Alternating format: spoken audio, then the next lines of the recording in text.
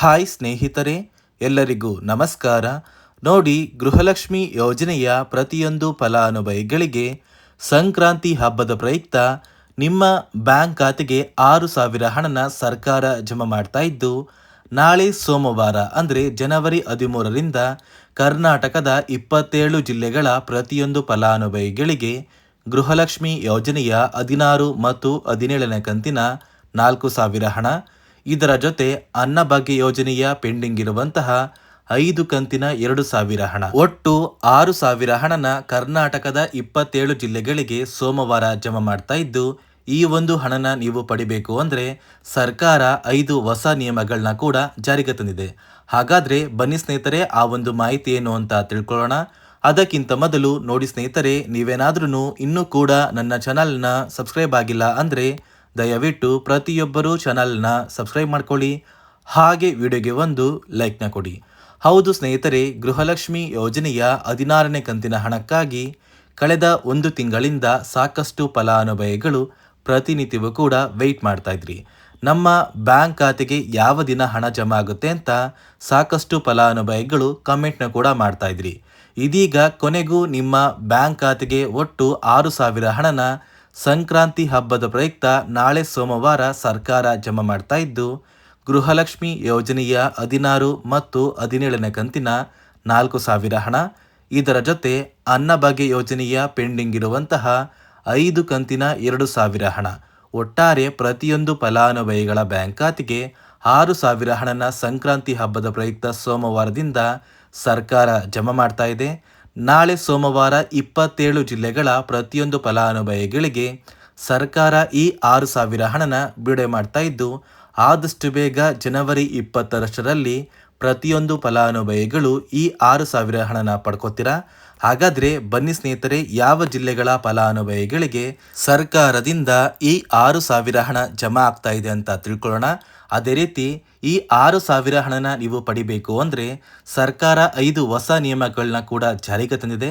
ಮೊದಲು ಯಾವ ಜಿಲ್ಲೆಗಳಿಗೆ ಹಣ ಜಮಾ ಆಗ್ತಾ ಇದೆ ಅಂದರೆ ಬಾಗಲಕೋಟೆ, ಬೆಳಗಾವಿ, ವಿಜಯಪುರ, ಧಾರವಾಡ, ಗದಗ, ಹಾವೇರಿ, ಉತ್ತರ ಕನ್ನಡ, ಬೆಂಗಳೂರು ನಗರ, ಬೆಂಗಳೂರು ಗ್ರಾಮಾಂತರ, ರಾಮನಗರ, ಚಿಕ್ಕಬಳ್ಳಾಪುರ, ಚಿತ್ರದುರ್ಗ, ದಾವಣಗೆರೆ, ಕೋಲಾರ, ಶಿವಮೊಗ್ಗ, ತುಮಕೂರು, ಬಳ್ಳಾರಿ, ಬೀದರ್, ಕಲಬುರಗಿ, ಕೊಪ್ಪಳ, ರಾಯಚೂರು, ಯಾದಗಿರಿ, ವಿಜಯನಗರ, ಚಾಮರಾಜನಗರ, ಚಿಕ್ಕಮಗಳೂರು, ದಕ್ಷಿಣ ಕನ್ನಡ, ಹಾಸನ, ಕೊಡಗು, ಮಂಡ್ಯ, ಮೈಸೂರು ಮತ್ತು ಉಡುಪಿ, ಈ 27 ಜಿಲ್ಲೆಗಳ ಪ್ರತಿಯೊಂದು ಫಲಾನುಭವಿಗಳಿಗೆ ಸಂಕ್ರಾಂತಿ ಹಬ್ಬದ ಪ್ರಯುಕ್ತ ನಿಮ್ಮ ಬ್ಯಾಂಕ್ ಖಾತೆಗೆ 6,000 ಹಣನ ಸರ್ಕಾರದಿಂದ ಜಮಾ ಮಾಡ್ತಾ ಇದ್ದು, ನಿಮ್ಮ ಬ್ಯಾಂಕ್ ಖಾತೆಗೆ ಜನವರಿ 20ರಷ್ಟರಲ್ಲಿ ಪ್ರತಿಯೊಂದು ಫಲಾನುಭವಿಗಳು 6,000 ಹಣನ ಪಡ್ಕೋತೀರಾ. ಗೃಹಲಕ್ಷ್ಮಿ ಯೋಜನೆಯ 4,000 ಹಣ ಮತ್ತು ಅನ್ನಭಾಗ್ಯ ಯೋಜನೆಯ ಪೆಂಡಿಂಗ್ ಇರುವಂತಹ 5 ಕಂತಿನ 2,000 ಹಣ, ಒಟ್ಟಾರೆ 6,000 ಹಣ ಸರ್ಕಾರ ಜಮಾ ಮಾಡ್ತಾ ಇದೆ. ಅದೇ ರೀತಿ ಸುಮಾರು 1,30,000 ಫಲಾನುಭವಿಗಳ ಬ್ಯಾಂಕ್ ಖಾತೆಗೆ ಈ ಬಾರಿ 16ನೇ ಕಂತಿನ ಹಣನ ಸರ್ಕಾರ ಕ್ಯಾನ್ಸಲ್ ಮಾಡಿದೆ. ಈ ಒಂದು ಫಲಾನುಭವಿಗಳಿಗೆ ಯಾವುದೇ ರೀತಿಯ ಗೃಹಲಕ್ಷ್ಮಿ ಯೋಜನೆಯ 2,000 ಹಣ ಇನ್ನು ಮುಂದೆ ಜಮಾ ಆಗೋದಿಲ್ಲ ಅಂತ ಸಚಿವೆ ಲಕ್ಷ್ಮೀ ಹೆಬ್ಬಾಳ್ಕರ್ ಅವರು ಮಾಹಿತಿನ ಕೊಟ್ಟಿದ್ದು, ಯಾವ ಕಾರಣಕ್ಕೆ ಈ ಫಲಾನುಭವಿಗಳಿಗೆ ಹಣ ಜಮಾ ಆಗ್ತಾ ಇಲ್ಲ ಅಂದರೆ ಸರ್ಕಾರ ಕೆಲವೇ ದಿನಗಳ ಹಿಂದೆ ಗೃಹಲಕ್ಷ್ಮಿ ಯೋಜನೆಯಲ್ಲಿ 5 ಹೊಸ ನಿಯಮಗಳನ್ನ ಜಾರಿಗೆ ತಂದರು. ಆ 5 ನಿಯಮದ ಆಧಾರದ ಮೇಲೆ ಫಲಾನುಭವಿಗಳ ಬ್ಯಾಂಕ್ ಖಾತೆಗೆ ಈ 2,000 ಹಣ ಜಮಾ ಆಗ್ತಾ ಇದೆ. ಹಾಗಾದರೆ ಬನ್ನಿ ಸ್ನೇಹಿತರೆ, ಆ 5 ನಿಯಮಗಳು ಏನು, ಆ ಒಂದು ನಿಯಮಗಳನ್ನ ಕಡ್ಡಾಯವಾಗಿ ನೀವು ಪಾಲಿಸಬೇಕಾ ಅಂದರೆ ಹೌದು ಸ್ನೇಹಿತರೆ, ಈ 5 ನಿಯಮಗಳನ್ನ ನೀವು ಕಡ್ಡಾಯವಾಗಿ ಪಾಲಿಸಿದರೆ ಮಾತ್ರ ನಿಮ್ಮ ಬ್ಯಾಂಕ್ ಖಾತೆಗೆ 2,000 ಹಣ ಬರೋದು. ಹಾಗಾದರೆ ಬನ್ನಿ ಸ್ನೇಹಿತರೆ, ಆ 5 ನಿಯಮಗಳು ಏನು ಅಂತ ತಿಳ್ಕೊಳ್ಳೋಣ. ನೋಡಿ ಸ್ನೇಹಿತರೆ, ಮೊದಲನೆಯ ಒಂದು ನಿಯಮ ಬಂದು ಗೃಹಲಕ್ಷ್ಮಿ ಯೋಜನೆಯ ಪ್ರತಿಯೊಂದು ಫಲಾನುಭವಿಗಳು ಯಾರೆಲ್ಲ ಇದ್ದೀರಾ, ನಿಮ್ಮ ಮನೆಯ ಪ್ರತಿಯೊಂದು ಸದಸ್ಯರ ಆಧಾರ್ ಕಾರ್ಡ್ನ ನಿಮ್ಮ ಬಳಿ ಇರುವಂತಹ ಒಂದು ರೇಷನ್ ಕಾರ್ಡಿಗೆ ಕಡ್ಡಾಯವಾಗಿ ಲಿಂಕ್ ಮಾಡಿಸ್ಬೇಕು. ಈ ಒಂದು ನಿಮ್ಮ ಆಧಾರ್ ಕಾರ್ಡ್ನ ಲಿಂಕ್ ಮಾಡಿಸೋದಕ್ಕೆ KYC ಅಂತ ಕರೀತಾರೆ. ಸಾಕಷ್ಟು ಫಲಾನುಭವಿಗಳ ಒಂದು ರೇಷನ್ ಕಾರ್ಡಿಗೆ KYC ಪೆಂಡಿಂಗ್ ಇದೆ.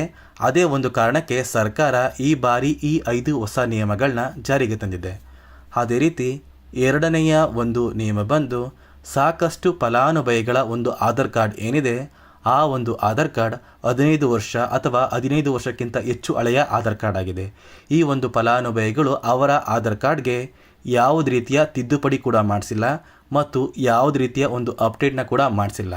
ಅದೇ ಒಂದು ಕಾರಣಕ್ಕೆ ನಿಮ್ಮ ಆಧಾರ್ ಕಾರ್ಡ್ನ ನೀವು ತಿದ್ದುಪಡಿ ಮಾಡಿಸಿಲ್ಲ ಅಂದರೆ ನಿಮ್ಮ ಬ್ಯಾಂಕ್ ಖಾತೆಗೆ 2,000 ಹಣ ಜಮಾ ಆಗ್ತಾ ಇಲ್ಲ. ಮತ್ತೆ ಸ್ನೇಹಿತರೆ, ಸರ್ಕಾರ 16ನೇ ಕಂತಿನ ಹಣನ ಜಮಾ ಮಾಡುವ ಮುಂಚೆ ಪ್ರತಿಯೊಂದು ಫಲಾನುಭವಿಗಳ ಒಂದು ದಾಖಲಾತಿಗಳನ್ನ ಮರುಪರಿಶೀಲನೆ ಮಾಡಿದ್ದಾರೆ. ಈ ಒಂದು ಸಂದರ್ಭದಲ್ಲಿ ಫಲಾನುಭವಿಗಳು ಸರ್ಕಾರಕ್ಕೆ ತೆರಿಗೆನ ಕಟ್ತಾ ಇರೋದು ತಿಳಿದು ಬಂದಿದೆ. ಅದೇ ರೀತಿ 4ನೆಯ ಒಂದು ನಿಯಮ ಬಂದು ಸರ್ಕಾರದಿಂದ ಬರುವಂತಹ ಒಂದು ರೇಷನ್ನ ಕಳೆದ 3 ತಿಂಗಳಿಂದ ನೀವು ಪಡ್ಕೊಂಡಿಲ್ಲ ಅಂದರೆ ನಿಮ್ಮ ಬ್ಯಾಂಕ್ ಖಾತೆಗೆ ಗೃಹಲಕ್ಷ್ಮಿ ಯೋಜನೆಯ ಹಣ ಜಮಾ ಆಗೋದಿಲ್ಲ. ಮತ್ತು ಸ್ನೇಹಿತರೆ, 5ನೆಯ ಒಂದು ನಿಯಮ ಬಂದು ನಿಮ್ಮ ಒಂದು ವಾರ್ಷಿಕ ಆದಾಯ 7 ಲಕ್ಷಕ್ಕಿಂತ ಕಡಿಮೆ ಇರಬೇಕು. ಒಂದು ವೇಳೆ ವಾರ್ಷಿಕ ಆದಾಯ 7 ಲಕ್ಷಕ್ಕಿಂತ ಜಾಸ್ತಿ ಇದ್ದರೆ ನಿಮ್ಮ ಬ್ಯಾಂಕ್ ಖಾತೆಗೆ ಗೃಹಲಕ್ಷ್ಮಿ ಯೋಜನೆಯ ಹಣ ಬರೋದಿಲ್ಲ. ಈ 5 ನಿಯಮದ ಆಧಾರದ ಮೇಲೆ ಪ್ರತಿಯೊಂದು ಫಲಾನುಭವಿಗಳಿಗೂ ಹಣ ಜಮಾ ಆಗ್ತಾ ಇದೆ.